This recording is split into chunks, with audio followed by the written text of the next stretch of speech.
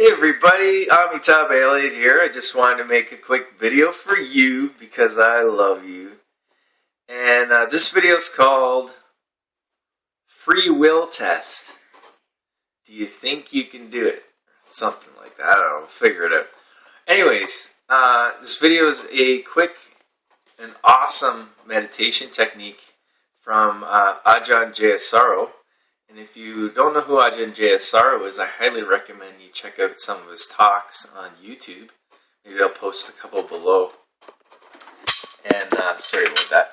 And so this meditation technique is a way of doing Anapana, which is following your breath meditation, which can be really challenging for people. I know it's really challenging for me still, and I've been doing it for a couple of years. Like, the mind just gone, right?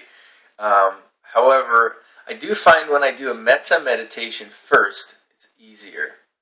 But today I just did the Anapana meditation by itself, and my mind was all over the place. But this is a really great technique to sort of give yourself an object that is something that you can definitely follow, and you can gauge what your progress is. And now, when I say progress, I don't want you to look at this and be like, well, if I don't do it, I'm failing, because you're going to fail. Guaranteed, you're not going to be able to do this. But that's the beauty of it, because at least you know you're not doing it. And a lot of times when you're meditating, the mind will go off and you don't even realize it. So here's the technique, super quick. So what you do is, well, I'll tell you what Ajahn Jayasaro recommends before doing this. He recommends preparing the mind. So he says, put your attention, you close your eyes, put your attention in the head, in the top of the head, and then in the rest of the head for, a little bit of time, maybe 20 seconds or something. And then put your attention in the shoulders and the arms. And then put your attention in the chest and the back, and then in the legs, and then in the whole body. So it's sort of a guided relaxation thing, and that helps prepare the mind for meditation. So you do that, and maybe that takes you 2 minutes or something, maybe 3 minutes. And then you start with the meditation technique, the Anapana, with this little addendum kind of way of doing it that Ajahn Jayasaro teaches.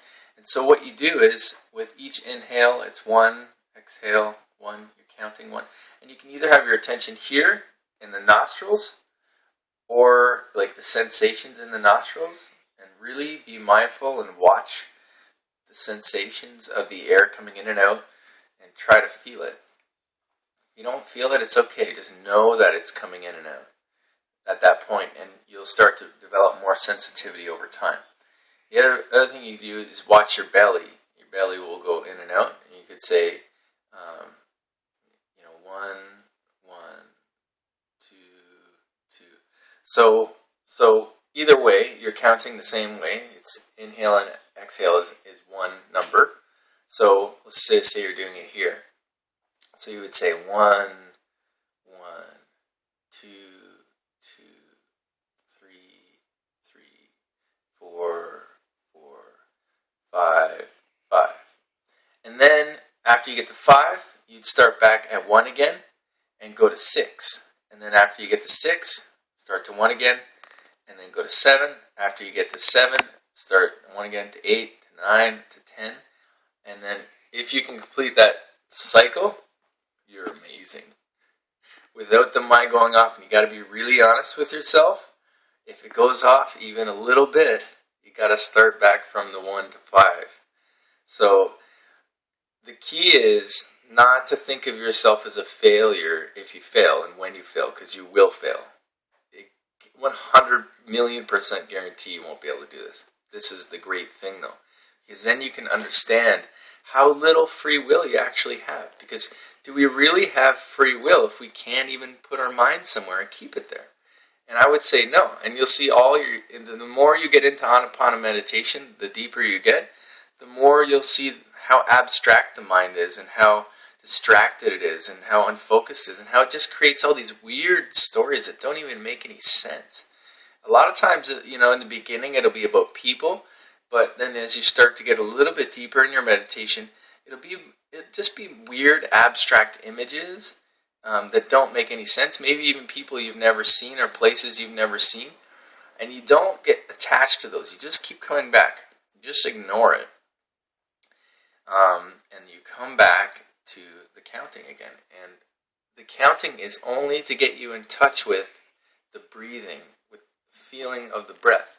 So your focus is really on the breath and the counting, but more on the feeling of the breath. Because eventually the goal is to be able to be with your breath without having to count at all and be able to stay with it. And maybe when you get to 10, when you do the cycle all the way to 10, maybe you'll be able to do it. And then if you feel later on, if you feel like you want to try just being with your breath only, you can do that too.